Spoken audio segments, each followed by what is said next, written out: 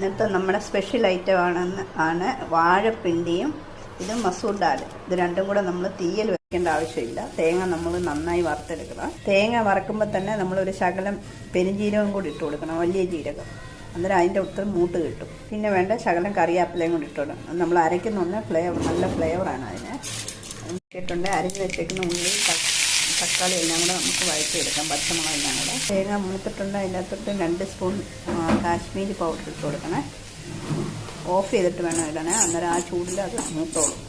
1/4 teaspoon മഞ്ഞൾപ്പൊടി. തണുത്ത് കഴിയുമ്പോൾ മിക്സിയുടെ ജാറിൻ്റെ അകത്തോട്ടിട്ട് നല്ലപോലെ തേങ്ങ കരിഞ്ഞു പോകാതെ നമ്മൾ വറുത്തെടുക്കണം. തണുത്ത് കഴിയുമ്പോൾ മിക്സിയുടെ ജാർ നമ്മൾ അരിഞ്ഞ് വെച്ചേക്കുന്ന വാഴപ്പിണ്ടി അതിൻ്റെ അകത്തോട്ട് ഇട്ട് കൊടുക്കണം. ഇത് വെള്ളം ഒഴിച്ച് കൊടുക്കരുത്. ഈ വാഴപ്പിണ്ടിക്കകത്ത് നിന്ന് തന്നെ വെള്ളം ഇറങ്ങുന്നത്.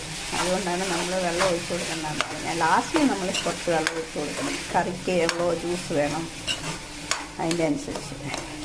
കറിക്ക് തമിഴ് കയറി വരുന്നുണ്ട്.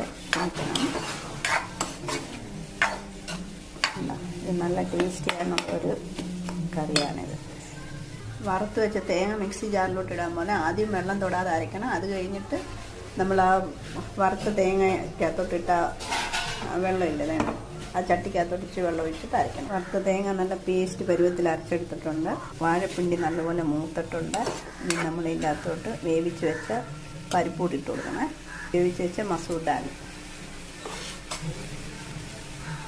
അരച്ച് വെച്ചേക്കുന്ന നമ്മൾ വറുത്ത തേങ്ങയും കൂടെ അതിൻ്റെ അകത്തോട്ടിട്ട് മിക്സ് ചെയ്യണേ. അരപ്പെല്ലാം